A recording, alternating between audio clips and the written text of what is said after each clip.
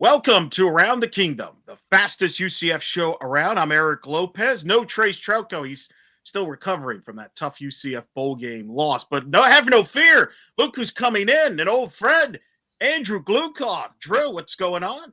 Oh man, just wait to line up against you as we go around the kingdom. Yeah, we've done this before on a few platforms. Coming up on this show, we're going to break down UCF's loss to Georgia Tech. What does it mean? And what to look forward to in 2024. Let's go toss it to our main man, the man who runs the show here on the Around the Kingdom, Adam Eaton. Adam, how you doing? Gentlemen, I'm good. Andrew, welcome to the Thunderdome. Good luck against the combatant that is Eric Lopez. He likes to zig when others zag, so I wish you the best of luck today. Hey man, by nature I'm a loose cannon, so I mean we're match made in heaven. Or in my case, I get mistaken for Eric Lopez all the time.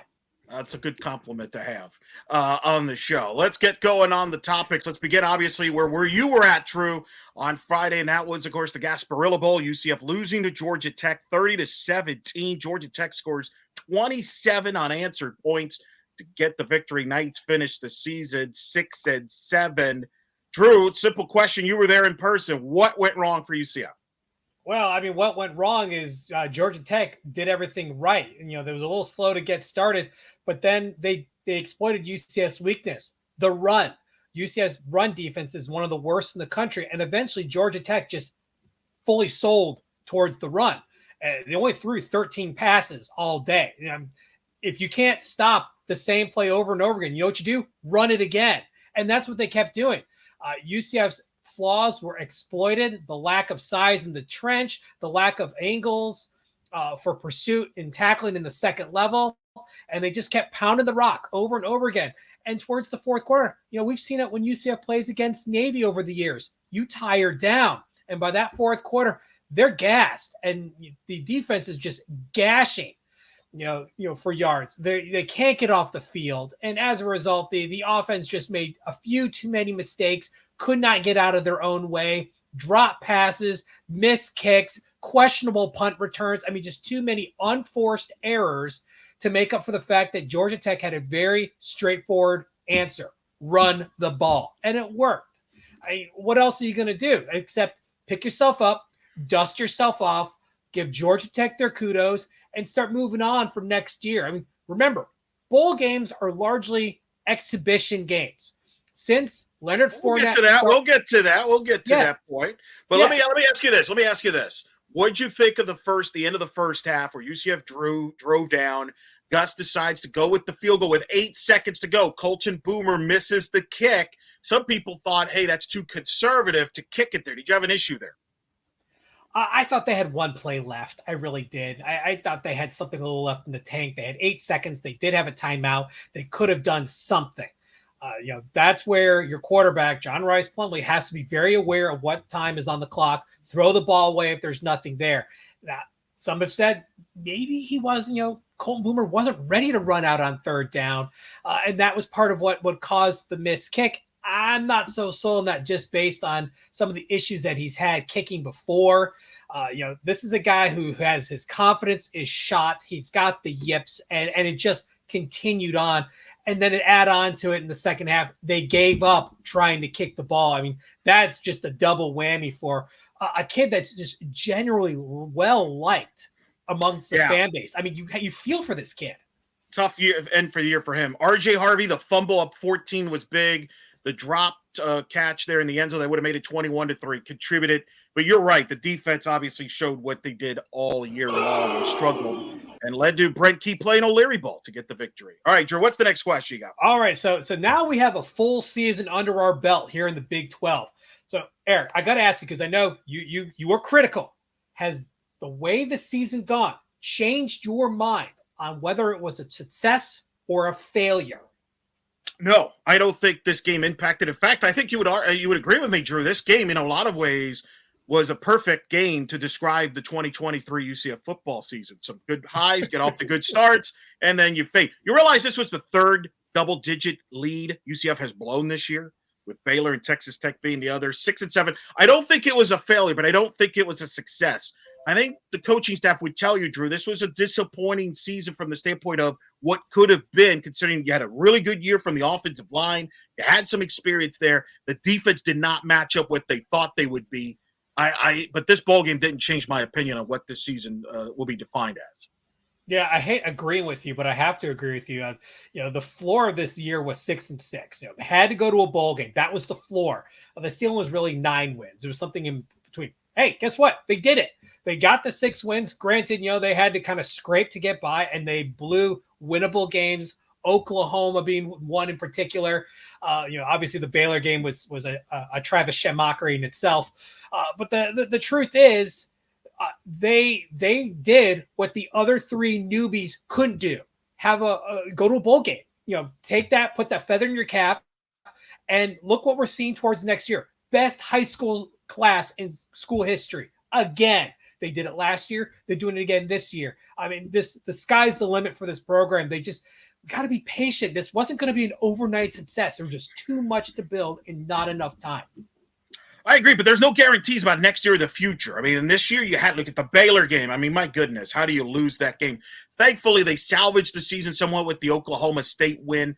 But if you hold on to double-digit leads that you have and not shoot yourself in the foot, which the offense did from time to time, this could have been an 8-win season, which is what I predicted, Drew, before the year. I thought they could win 8 games.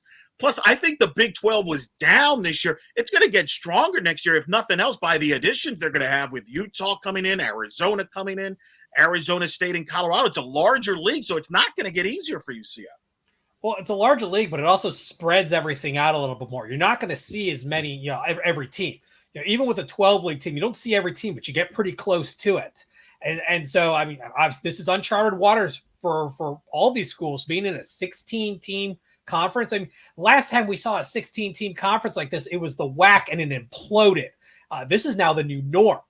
So, it's going to be a great opportunity to see new schools. Colorado coming to UCF next year. I'm pretty sure that's going to be a hot ticket. Should be in prime time, right? Put that on the secondary market and sell that thing.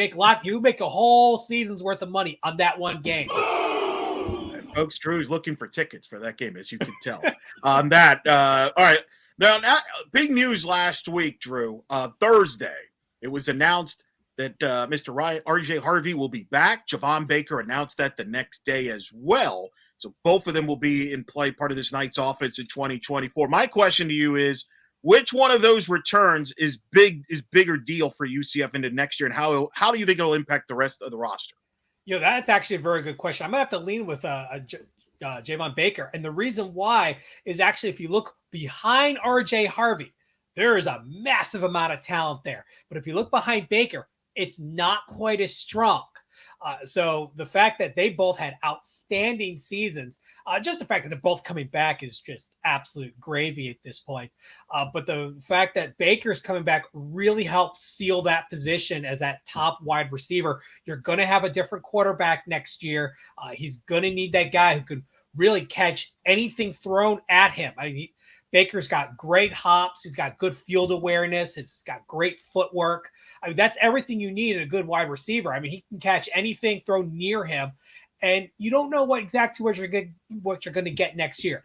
Is Timmy McClain going to start? Are they going to go to the portal and bring in another quarterback? Because that's still up in the air. Are they going to go with one of the youngsters? They're going to Risk is he redshirted the year. He's got an opportunity. So we don't know who's going to be behind center, so you need that reliable guy who can catch the ball because you're going to have errant throws. That's just the nature of the beast. I wouldn't say RJ Harvey is the bigger one. First of all, I would say he's their best pound-for-pound football player right now, at least on offense. Without him, I don't even know where this season goes. I mean, there's questions behind him. I know there's talent behind him, but it's not experience. And you mentioned it. We don't know what you're going to get at quarterback next year. I think it's going to be from the transfer portal who the next quarterback's going to be, but that's going to take some time. You know what you got in RJ Harvey, and I think there's a comfort level. He's going to make whoever the quarterback is, whether it's Timmy McClain or somebody from the portal, better. His job will be easier because of RJ Harvey. So I think he's more imperative. I think it's easier to find receivers than the Javon Bakers of the world than there is an RJ Harvey who's proven, in my opinion. Well, I agree with you. Harvey is the pound for pound better player. It's just the drop off behind him isn't quite as severe. You've got better talent. DeMarcus Bowman. John Richardson's still sticking around as far as we know. There's still plenty of talent behind him, but you look at the wide receiver core, it gets thin into a young group. You obviously have Xavier Townsend, but he's more of a slot guy. If Kobe Hudson comes back, he's going to be on the other side. So you need that number one guy, that guy that can handle the double coverage, that can handle the shutdown corner, and he still does it. So that's why I went with Baker over Harvey.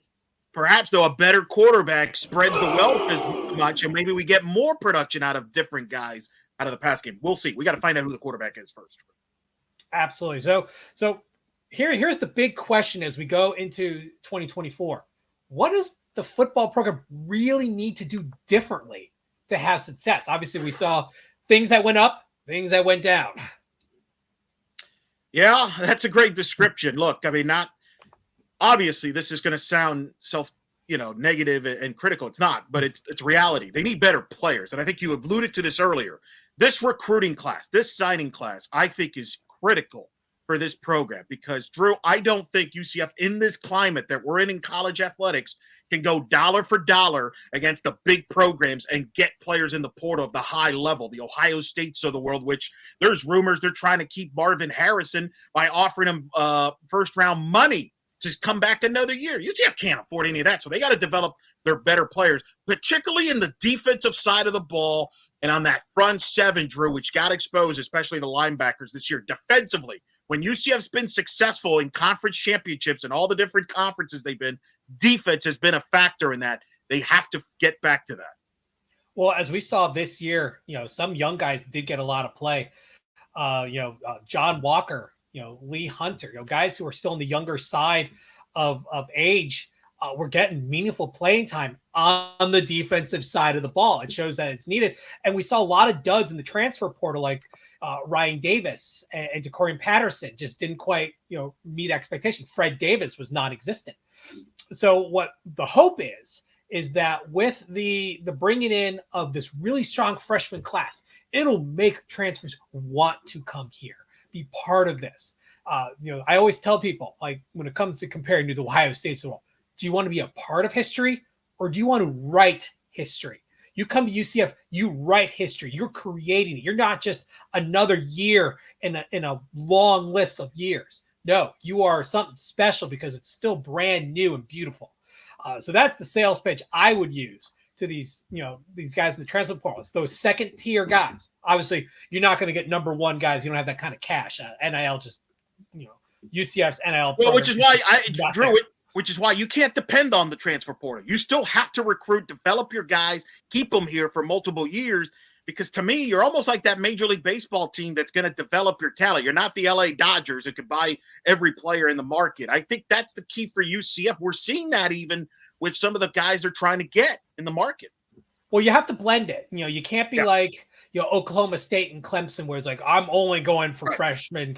That doesn't work. You have to be consciously aware of what your weaknesses are and what you need immediate plugs in. Stuff is the defensive line, the offensive line, linebackers. You need immediate help there. That's where you target quarterback. You target the transfer portal for those immediate 1 year plugs as your young guys develop. No doubt. We'll see what they come up with, too, with the quarterback and every other positions, the linebacking position, others. So, Adam, what game do you have in store for us today?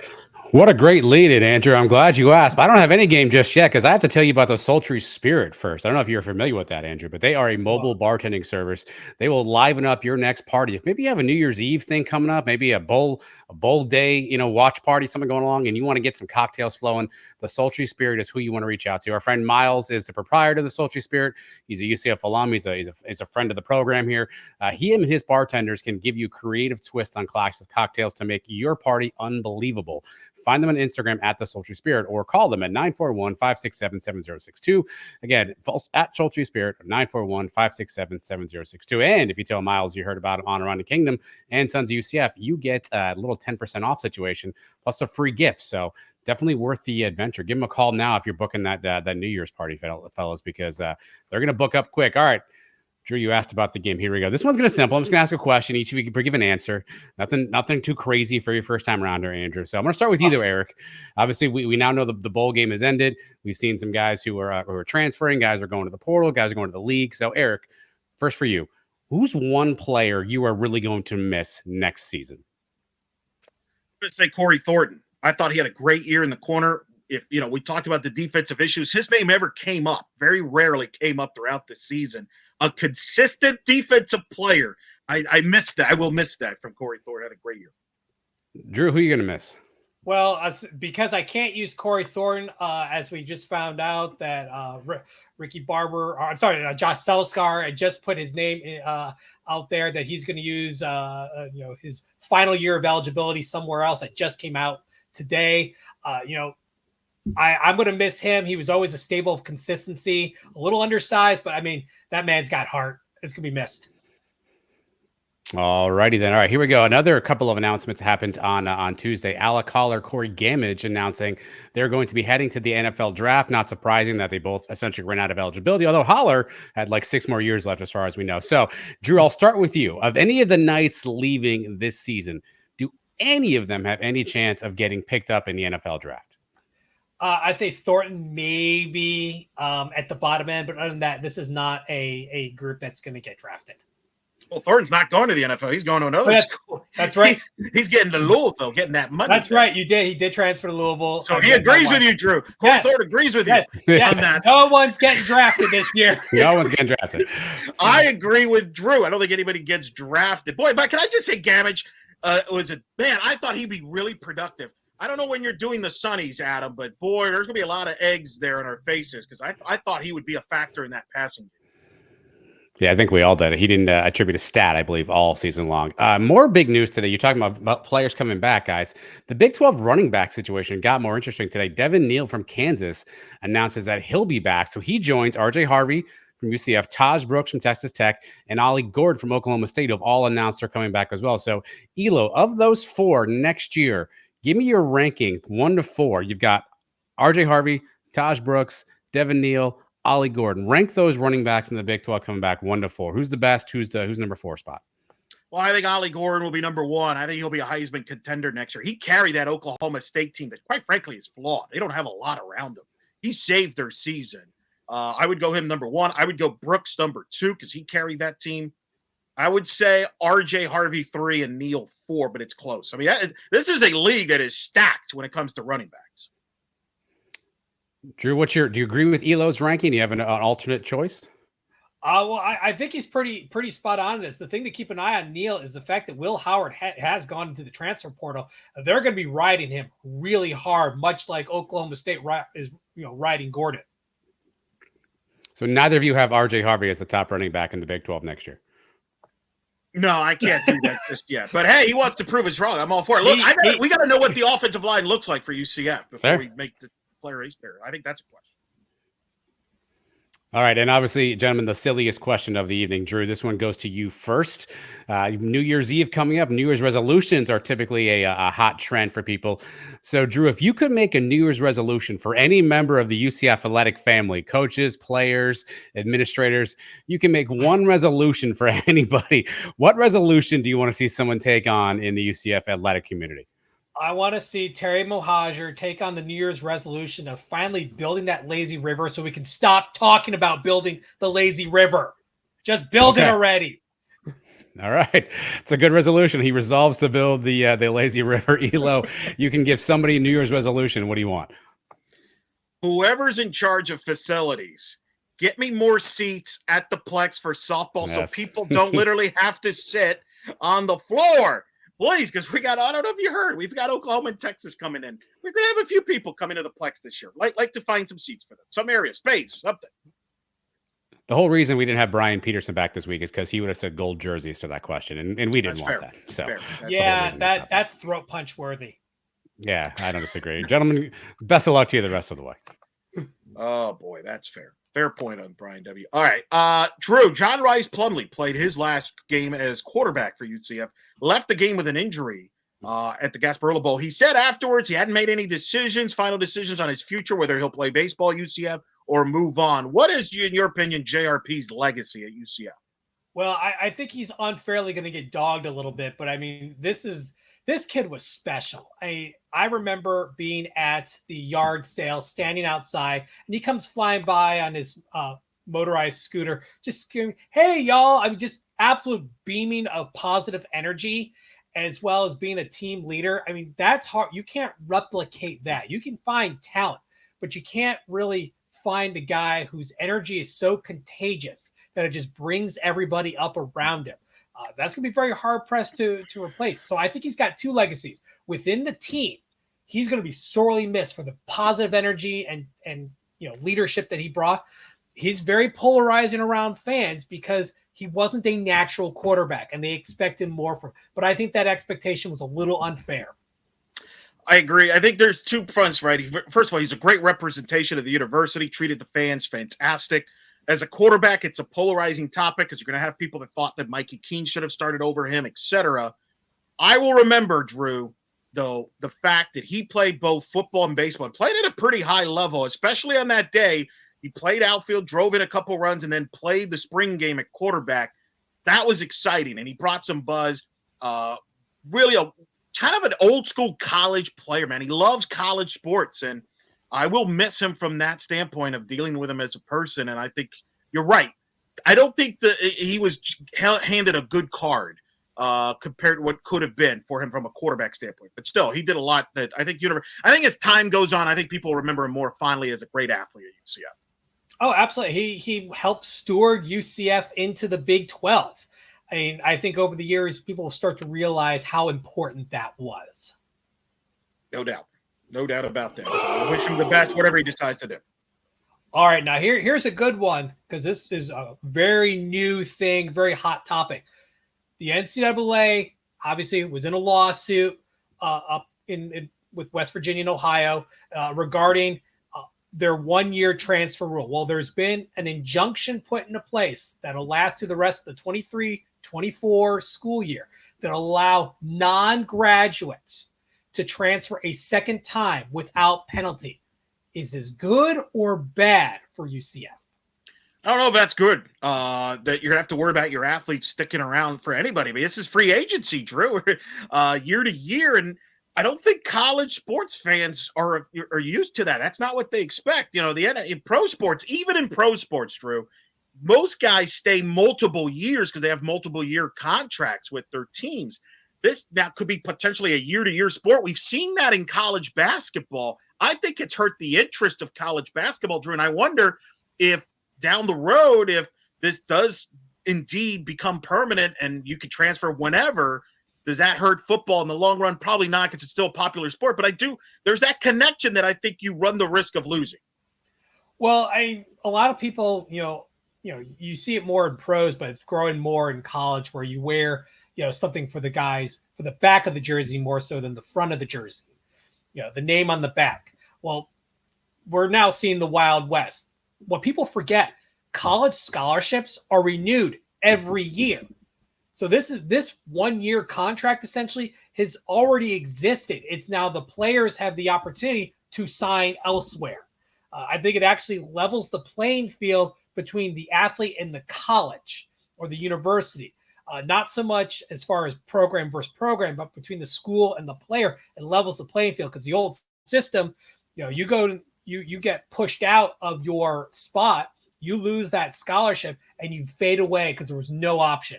That's what the transfer portal allowed those players to do, is find a new home.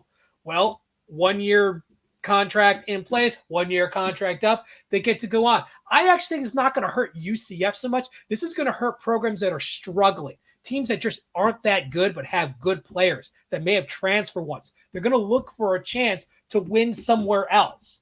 I think UCF may be able to pluck a few out of here, but I don't think they're going to be all that hurt as long as they stay on the positive side of 6 wins. You're saying more of the Sun Belts, the MAC conferences, those type of programs that just can't compete with the Power 5, if you will. Maybe that becomes like a developmental deal where those guys like a 3-9 Pitt. Like a 3-9 Pitt, even a Power 5 school that's just bad. My only concern long term for these people. Look, it's good for the athletes, but Aren't they supposed to get a degree? It's like some sort of education at some point. Long term, you got to think something out past football at some point. Sham has been exposed. Yeah, maybe it has. Maybe I'm naive. We're naive. I'm naive on all that. Let's move on. We'll see. I'm sure this won't be the last time we bring that up. Men's basketball, as we turn our attentions, they will have their final non-conference game on Friday against Bethune-Cookman. They're coming off a win against FAMU last week, 69-56. Drew, are you encouraged or discouraged about UCF basketball as they start conference play once we get to the new year in 2024? I'm stealing myself for a lot of disappointment, but I don't think it's going to be a winless conference year. This UCF team, they have their moments. I mean, they took Ole Miss to the wire.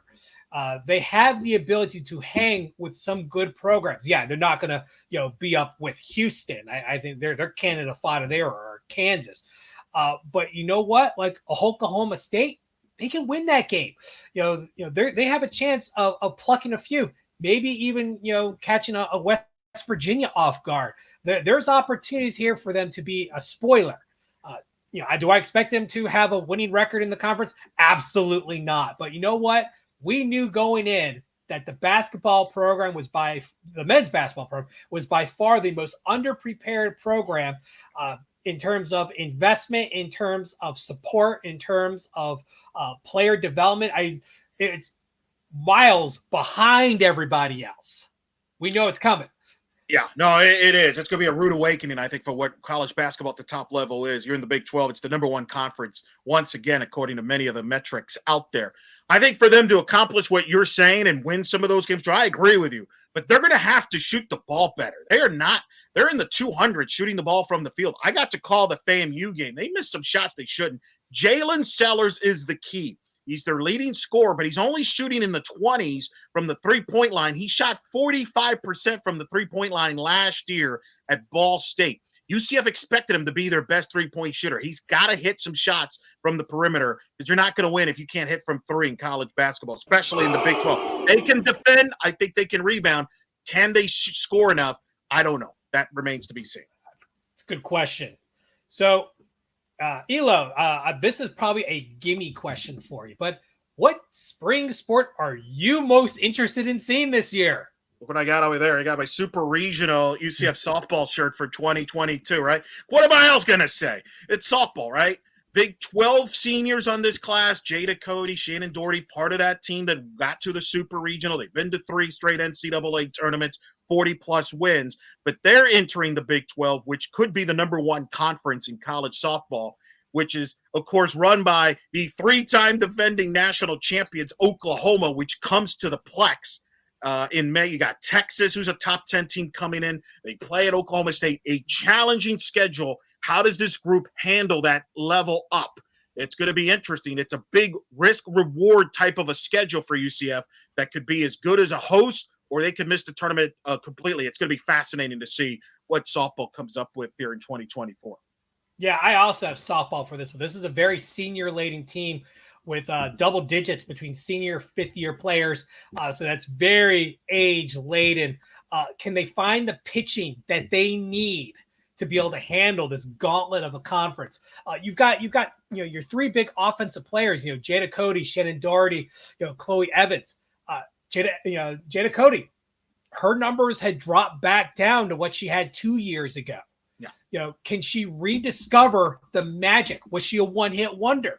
Can she rediscover the magic that made her a first team All-American? And then you have, Shannon Doherty. Shannon Doherty, very consistent in power, but her batting average dropped way off, hitting about 268 or so. She needs to, kind of find that stability around 300 again.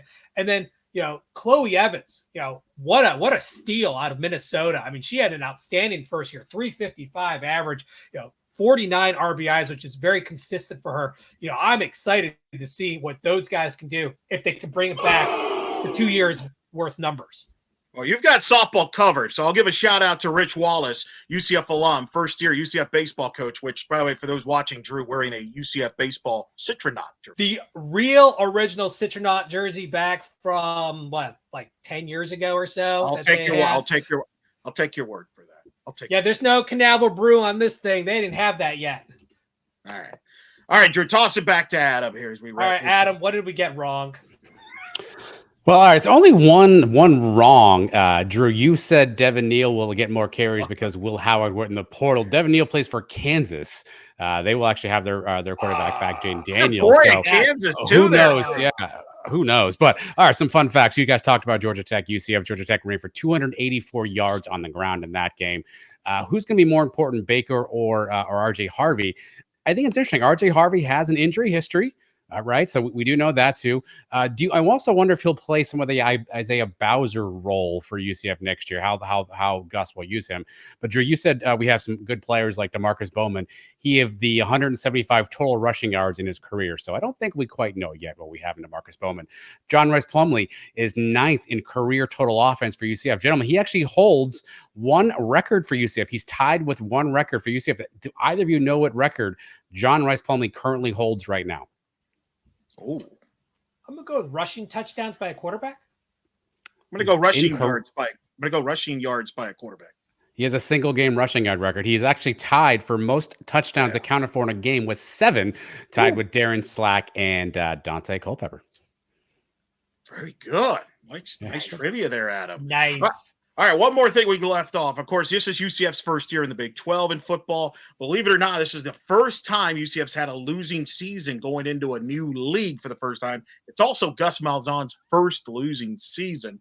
Hopefully, that will be dissipated a year from now. One thing that was not a losing season was Around the Kingdom and Sons of UCF. We hope you've enjoyed all the content from Sons of UCF this year in 2023. Look for more in 2024. Andrew, thank you for being off the cuff, if you will, and filling in on the show. That's how I roll.